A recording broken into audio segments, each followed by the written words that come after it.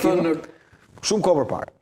Që kur filluan. Jo, patjetër, ja, po të citoj drejt. Po, Egnatia Dinamo do shkojnë në fazën e grupit, në fazën e ligës, e themi se ne mësuam në fazë grupeve. Po. Me Egnatin Qëllove...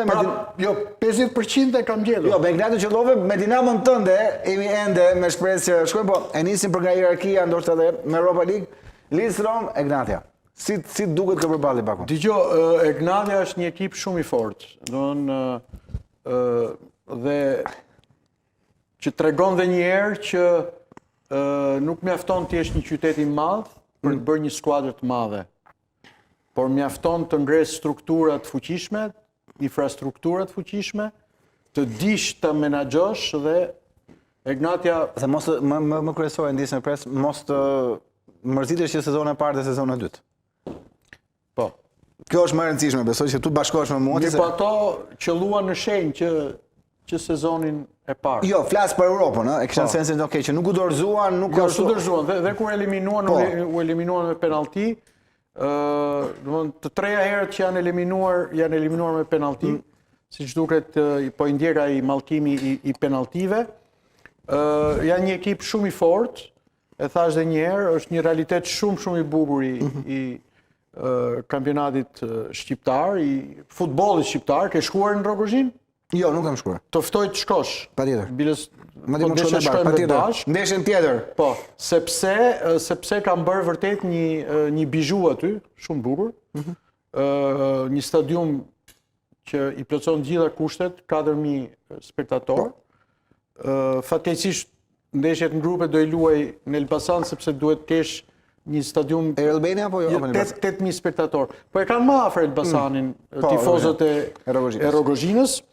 Dhe kur ti kryon të gjitha, kur ti ke një zinxhir, se zinxhiri i tillë është president, staf, trajner, lojtarë etj. Kur gjitha hallkat funksionojnë dhe ka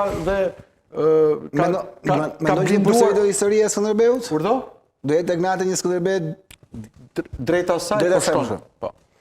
Pra, të këtë tregon që mjafton vullneti, këmbgulja dhe mund të arrihet, bëhet mirë. Drejt asaj po shkohet. Mund të arrihet bëhet mirë kampionati shqiptar. E kam patur mundësinë ta bëjnë dhe dy skuadra kryeqytetit përpara, edhe Partizani jot, edhe Tirana, kur morën titullin, kishin mundësinë të bënin një cikël, nuk e bën dot.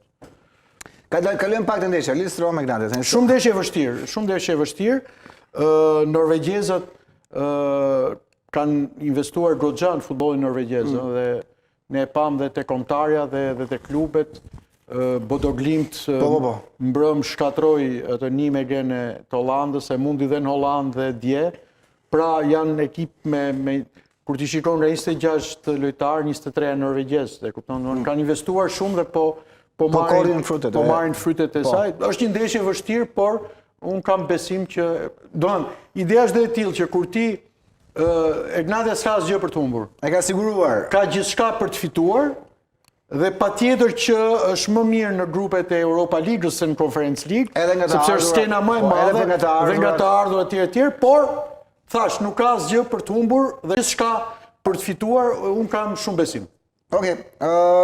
Paktën po bëj dhe po kaloi Egnatia në Europa League, i gjej do i bi që parashikimi im ka qenë 100% sepse dy kompeticione justifikon, po. Ndërkohë, kalojmë ke Dinamo. Jo, duhet të pyes pak të ardhurat, pra Egnatia ka mbushur të arkat e veta. Ka siguruar deri tani 3.8 milion euro. Edhe nëse humbet. I kanë xhep. Pra edhe nëse nuk kalon në Europa League, pasi nëse kalon në Europa League, to të rriten të ardhurat. Po deri tani ka siguruar 3.8 milion euro.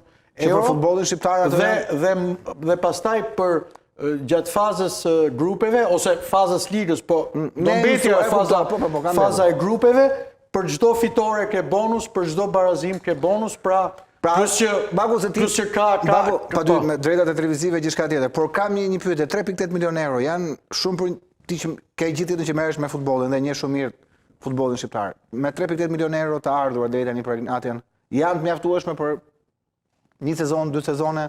Pra edhe sigur mos ketë asnjë të ardhur tjetër? Patjetër. Dgjoj, madje thash, zotësia e atij burrit që drejton Egnatian është që ai shet, domethënë ka bërë dhe një